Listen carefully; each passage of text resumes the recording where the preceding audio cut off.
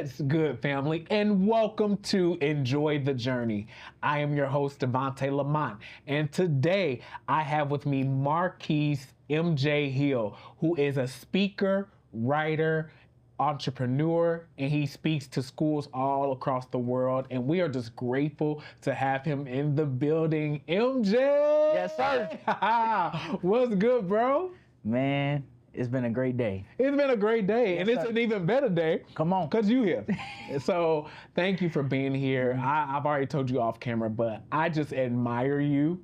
Like, you are one of the guests. I was like, I got to hound this brother down Yes, sir. because we got to get him. Before we get started, just tell us your name, tell us where you're from, a little bit about yourself. I got you. So, again, my name is Marquis Hill, better known as Real MJ Hill on social media. I'm 19 years old, speaker, author, entrepreneur, and wear a lot of different hats. I'm originally from Oak Park, Illinois.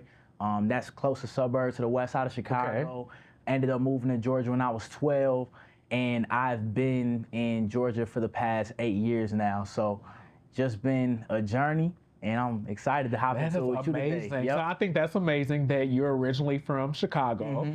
So I'm originally from Indianapolis, Indiana. Yep. So it's right around the corner, Right so around the Midwest. But you've been here a little longer. I've only been here about a year or two. So Got you.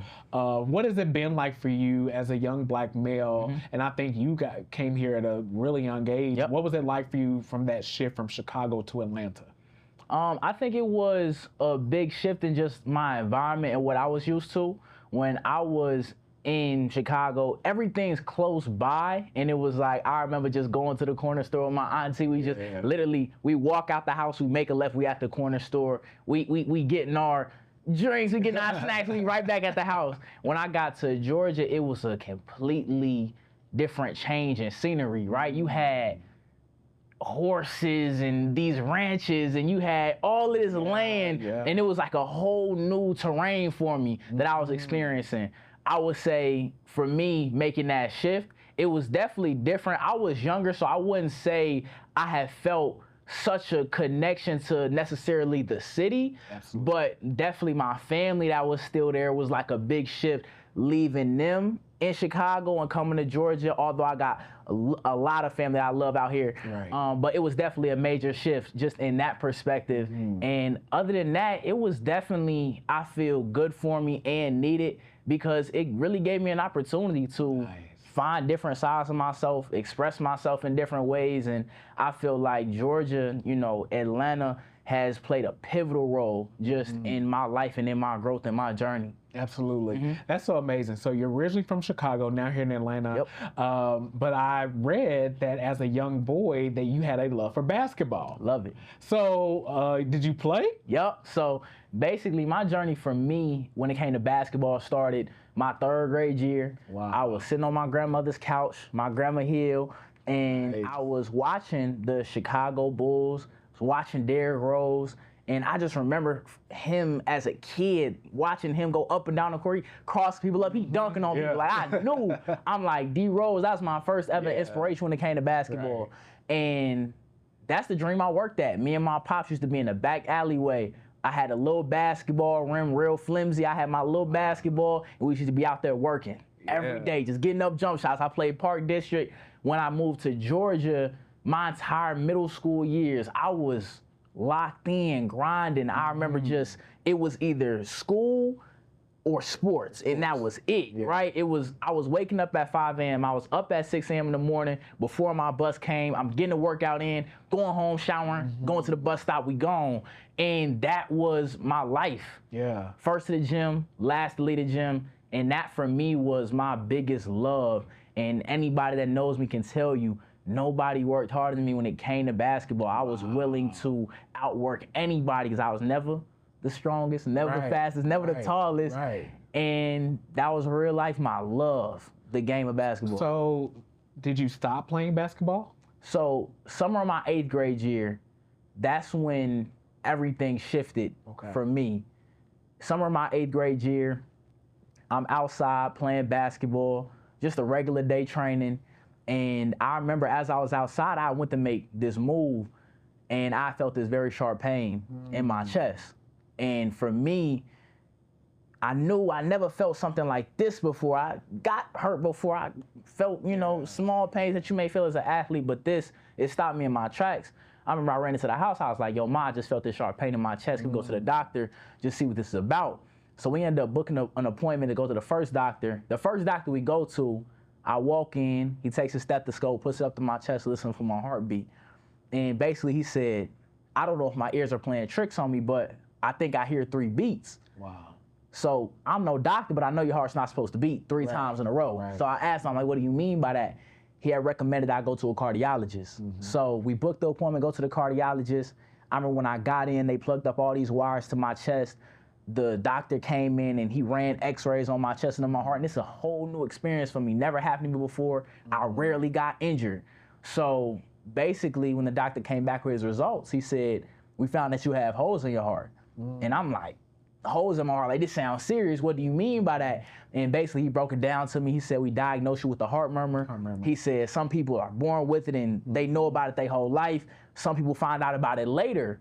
And he said that it ranges, like some people can live with it, play sports with it, and it's cool, but some people have to really take it serious. And that was my case. And basically I asked him, what does this mean, right? Like, this is the game I love. Like, what are you saying?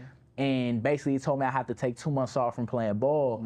And if the healing process didn't go as planned, I could never play at the level I wanted to because I would have to take a real break, put the ball down.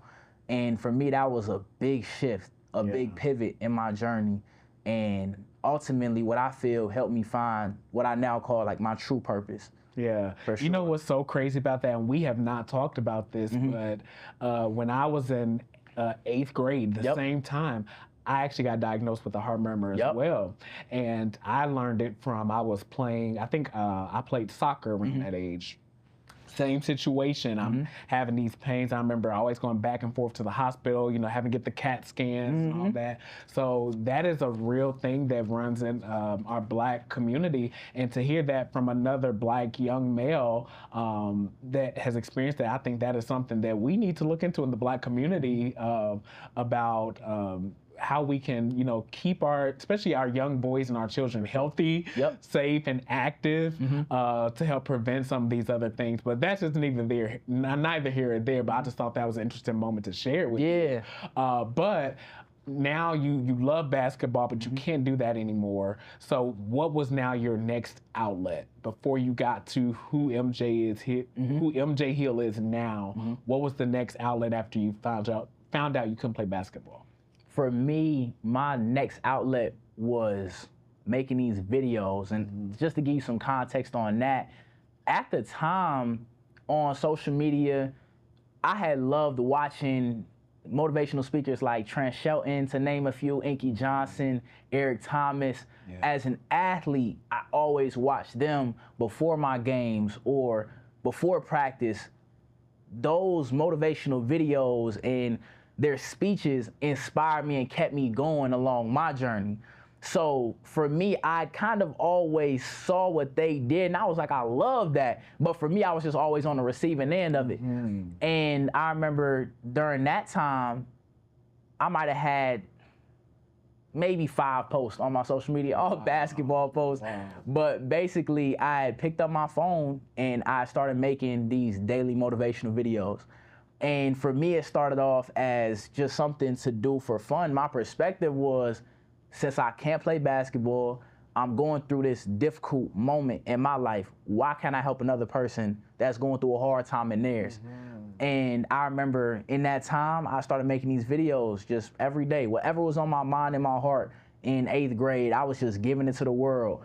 And I remember hundreds of videos posted and nobody was seeing them, right? It was like, I might have got, you know, 5, 10 views. I don't want to say nobody, because shout out to the people that saw it early. You know, shout out to my grandma, a couple of my aunties on Facebook. Like, they was supporting, like, what? They like, go ahead, go. I love it. That's my boy. Exactly. But I remember early in the journey, like, nobody really saw that is being something real for me. It was like a joke. I remember when I got back to school, you know, my freshman year of high school, it was like people was laughing at the videos, you know, making fun of them. Like, some people that I called my close friends and that I did associate myself with, laughed at him right in front of my face. It was like a joke to a lot of people in the beginning. And looking back on it, it was new. Nobody else was really doing it. So I understand it from that perspective. I don't hold any grudges towards them, but it was definitely, you know, a joke to most people when I first had got started. And I just remember as I continued to make these videos, I finally got on TikTok. I remember early, people were telling me like, yo, Marquis, have you gotten on TikTok? Yeah, I'm like, no, this was when it was like first starting to buzz and people were on, and I'm like, man, that's a distraction. I'm still trying to go and play basketball. I ain't worried about TikTok right now. And I remember I posted one of my motivational videos on TikTok. I don't know how many I posted before this, and boom, it blew. Like the video ended up hitting 1.5 million views. I remember I posted that video, went to sleep, and when I woke up, it said 300,000 views. I said, this is crazy. Hundreds of people commenting, hitting me in my DM. And mind you, I had posted content before this. I had content on my Instagram already. So now my videos before that is blowing up. And people like, yo, you're so inspirational. You pushing me through this hard. I needed to see this. And it turned from a joke into applause. And from a joke to applause. Listen. Woo, that's strong right there, brother. it was a real shift. And it went from, oh wait, you actually want to do this. And for me, it was definitely, you know, really cool getting some recognition, because I've been making the content and posting these videos for so long and it wasn't hitting. And when that finally blew up and the videos continue to go viral, it was definitely a surreal moment just watching all the work start to pay off. So it was definitely a MJ, look at you now. Look at you now, like you are blooming on social media. The inspirational posts that you make are trending all the time. And you know, that is one freaking amazing, but it's so funny to hear you say that I had to go from being the joke to the applause, because now you're the blueprint, where before you were just doing this stuff by faith, and now people got to look to you on how to be successful. Like, how does that feel? Like what is that inner feeling you get to see that the videos and things that you're making now are reaching so many people? I will say, and this is a quote that I love, first they call you insane, then they call you genius. That is one of the realest things I ever heard. First they call you insane, then they call you genius. When I first started and nobody really saw the vision, it was a joke. But when it started to work and the video started to blow up and people started to pay attention, I was actually, you know, doing something meaningful in people's eyes. Then the conversation changes. And when you say, who you see now, the person who is blooming and creating a blueprint, all I will say to that is it took so much trial and error and embracing the failures and embracing the times that I felt like I was falling short in my journey and I didn't know exactly how it was gonna go. Like I tell people all the time, I didn't have a roadmap, but I still found my way. And the only way I could find that is by continuing to show up. And I think the person that you see today is just an individual who, regardless of how many times they fell short, regardless of how many times people laughed at them, regardless of how many times they were told that they couldn't do it or that motivational speaking wasn't something for them to do because they was too young, they didn't have any experience in it. The person you see today is just somebody that never gave up on themselves and kept showing up for themselves. And that's literally my only blueprint. Like when it came to motivational speaking, when I first got started, people ask me now, you're so confident when you step on stage. How did you gain this confidence? Was it natural to you? And I tell people all the time, not at all. Speaking was never something I saw myself doing. Because you're a very renowned motivational speaker. So that was not a skill that came with you. Not at all. How did you, what was it, or what was the niche for you to grow your confidence and to be able to now be a motivational speaker from inspirational videos to now doing it in person? That's two totally different things. Facts. Like, how did that work for you and what was it like for you? So you hit it right on the head. making videos online and actually doing it and being it in real life are two completely different things. And that's one lesson that I learned early, and I'm glad I did. In the moment, it hurt like heck, and I'll tell you it. So basically, one of my first ever speeches, and man, me and my pops, we laugh about it to this day. This was one of my first opportunities.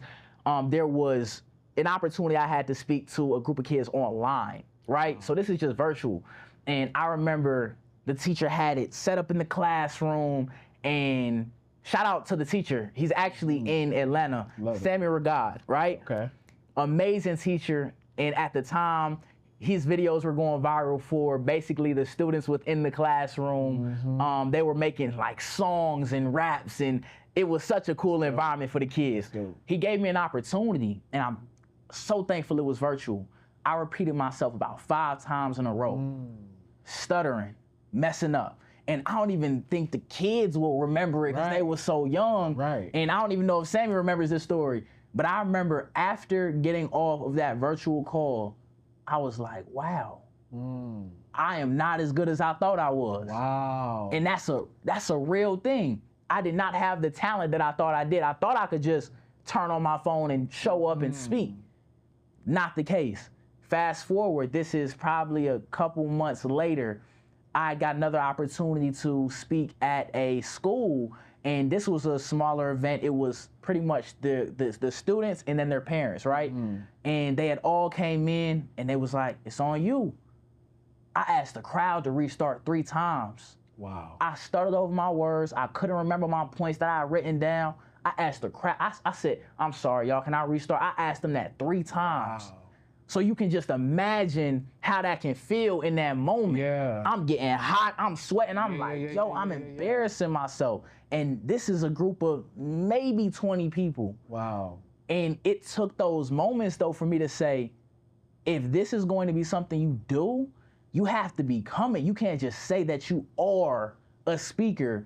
You got to put in the work. But how did you become it? Yep. Because that's why I want to dig into, because you said it didn't come natural for you. Yeah. Like, was there anything that you had to do, whether it be spiritual or practical, that you had to do to become it? You said I had these first couple opportunities, you know, and I kind of bombed it. But again, we see you now, and like that is still hard to believe. So what was the process of becoming it? The process of becoming it was repetition. That's really what it looked like. And I wish I could give people a magic trick to just become a great speaker. But the only thing I can tell people is if you want to become good at something, you got to show up and do it every day. Every day. It's not because I'm special or because I can articulate myself well. This is a whole bunch of reps time and time again until I couldn't get it wrong. And I still mess up now. But what I say to people if they ask me, how did you become confident? How did you get better with speaking, with presenting? My biggest thing is repetition. You have to do the simple work. And I think sometimes, at least for me, early in my journey, that's what I skipped over. I looked at Trent, I looked at Inky, I looked at Eric, I looked at Les Brown, and I'm like, I want to be that. Yeah. But I skipped just jump into skipping the process. But I skipped over the process. I skipped over all of the simple things. That's good. And in my journey, it looked like this. It looked like me in my room, writing down my speech in my notebook and saying it again and again and again. Looking myself in the mirror, putting the notebook down and saying it again and again and again. In my first speech where I did that, I did better. I wasn't perfect.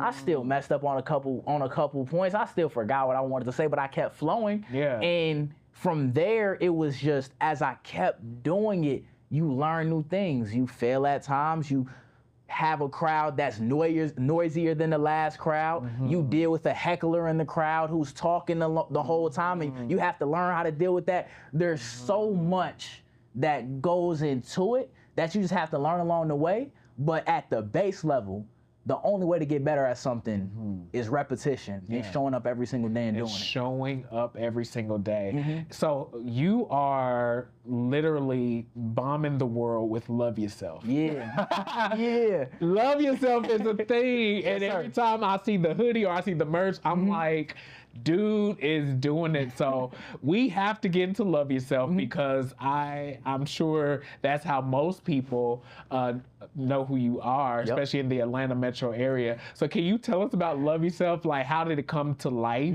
How did you birth it? And what are some things you're doing now? For sure. So Love Yourself, that is my brand. That's my baby. I remember I started my brand in 2022. Wow. And just to give you some backstory on that, I had started my first ever brand when I was in 8th grade. Wow. So I started off with headbands. And my friends remember it was so iconic. Like, I tell this story like it's headband. Listen, so I had got some birthday money, and I remember I invested it was about maybe $150. Wow. And I went and got my first load of headbands.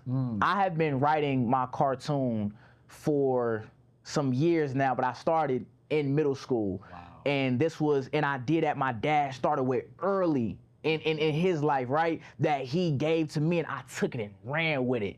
And I remember early it was like, okay, I don't have the money to fund my cartoon, so I'm gonna start a brand for it. And that's what I wanted to do early in my journey. So I started off with these headbands. I would go to school and I would sell them out my backpack. And I remember one of the last days of school, kids was running to my homeroom and they was like, yo, Keith, you got some more of those headbands? I was supplying the people. And how much you selling for? I was selling my headbands at the time, I think it was for $5. Oh, you was banking, especially at that age. What? And nobody really cared about $5 like that. Like, the kids was going home asking their parents, can I borrow $5? And they was bringing it to school. So I remember at the time, I was like, yep, this is it. My homeroom teacher at the time, he was like, what are you selling, candy? I looked at him, I said, I'm selling headbands. And that was an iconic statement for me. Like, that's where my entrepreneurial journey started. And the only reason I tell that story, fast forward a couple years down the line, I had an opportunity at Underground Atlanta.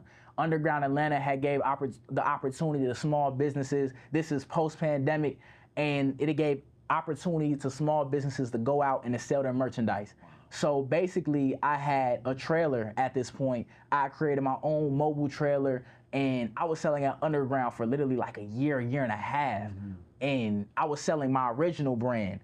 And I remember I had made a pivot because as a speaker, and the biggest message that I was speaking on, rather it being you have genius ability within you, which was my first brand, it was you are enough. It was self-love. It was mental health. Like, that's the message that was really true to me at the time. And you have genius ability within you. That's still a major message for me, but I was making the transition. Right. So I remember I posted this Instagram picture, I felt fly, and my caption was Love Yourself. Wow. And I spelt it just a little different. It was YASELF, I capitalized the A.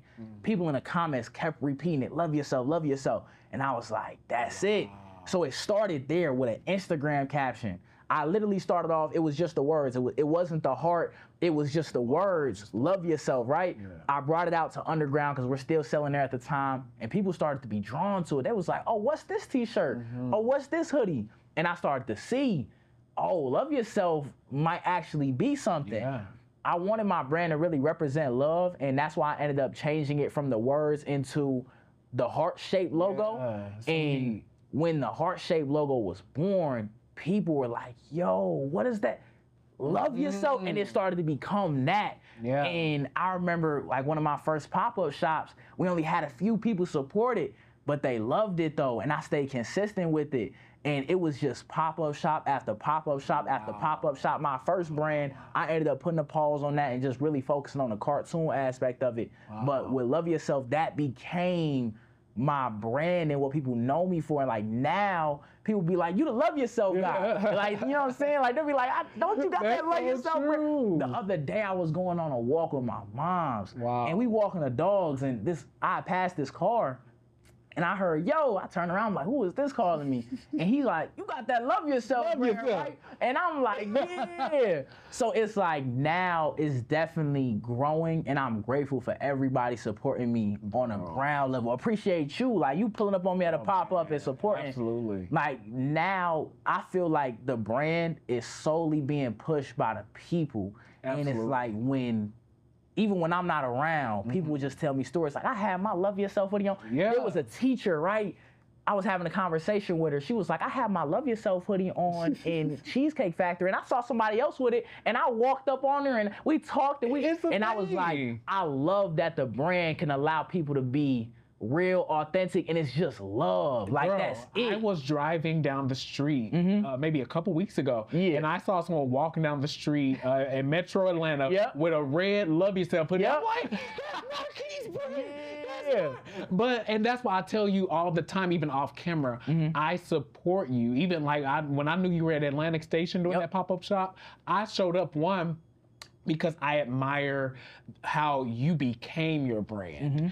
When people see Love Yourself, they equate it to you. But the most amazing thing to me, Marquis, is that your brand speaks of your character. Yes, sir. And I think that's what a lot of people don't know about you, is that you have a genuine heart. Yes, sir. And that you show up consistently in everything you do. We were just on set this past week filming a show.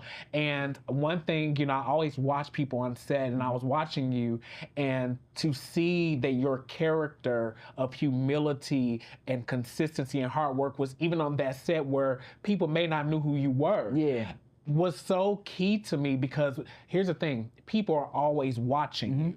And I think one thing that I think should be celebrated with Marquis Hill, and I'm telling everybody this, one thing that should be celebrated with Marquis Hill is his consistency, his drive, and how at 19 years old, he has built a brand that now other people are pushing because he decided to become it. So let me just let you know how amazing you are, because it is so, like, you're a trailblazer in the city of Atlanta, and I don't even know if you know it.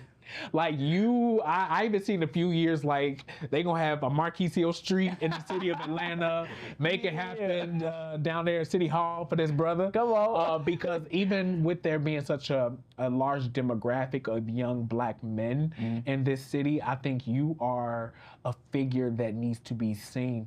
What is a message, because a lot of young black men look up to you, and I don't know if you know that, but well, I'm sure you know that because you're always in schools, but what is something that you would share in hopes to young black men?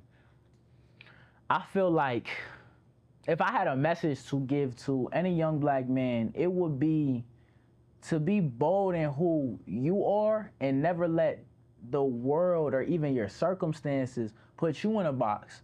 For me, everybody celebrated me as an athlete.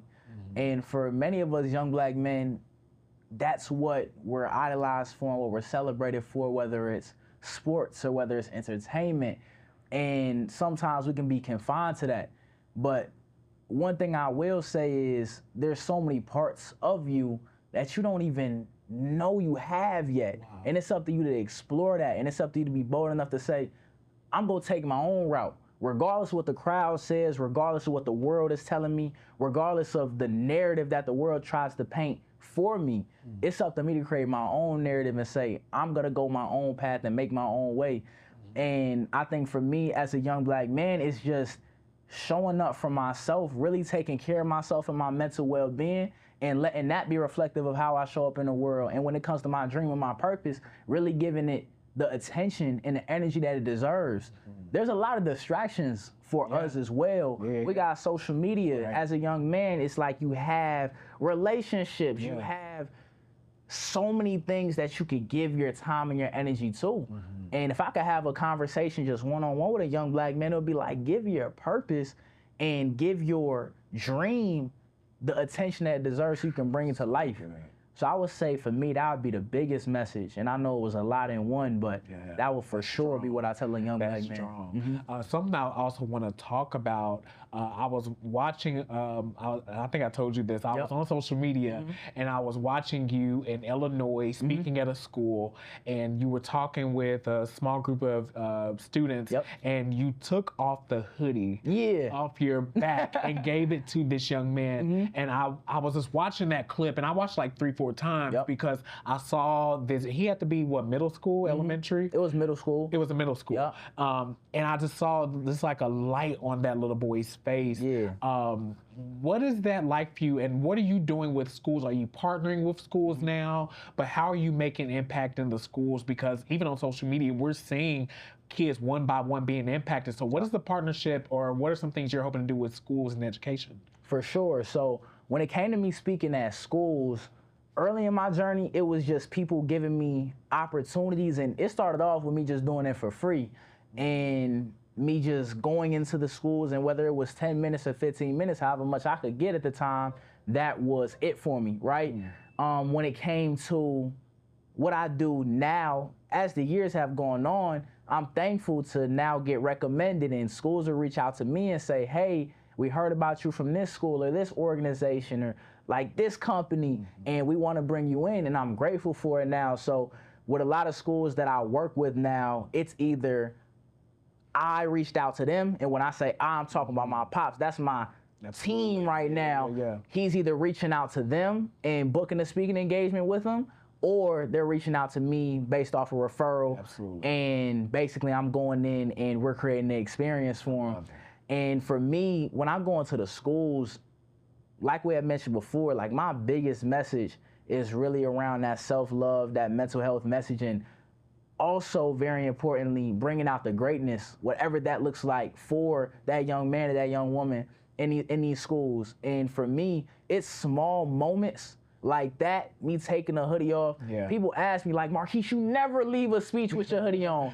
And it's just like, for me, I understand that that moment, that small gesture can leave a major impact on that young boy, on that young girl. I can't tell you the last time I walked out of speech with my hoodie on, because once a student asks me, and I always give it to the kid that has the courage to ask me, because some students, they may not ask, and I just will never know that they wanted it. Yeah. But it's that one student all the time, like, can I get your hoodie?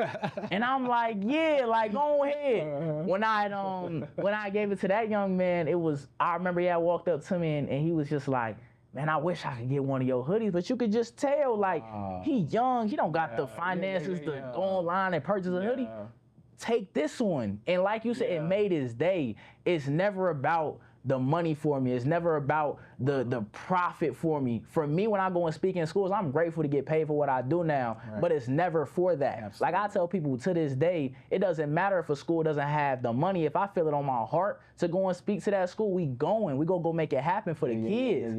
And I feel like that's what it's all about, just really being real about what you do, not just doing it for money. It's like, it's bigger than that. My purpose is way bigger than me. Purpose. And I feel like when you are walking in your purpose, the money comes. Always. And so I love that you are taking that mindset, and much Godspeed to everything that you do. Marquis, you are brilliant, you are smart, and you are needed for this generation.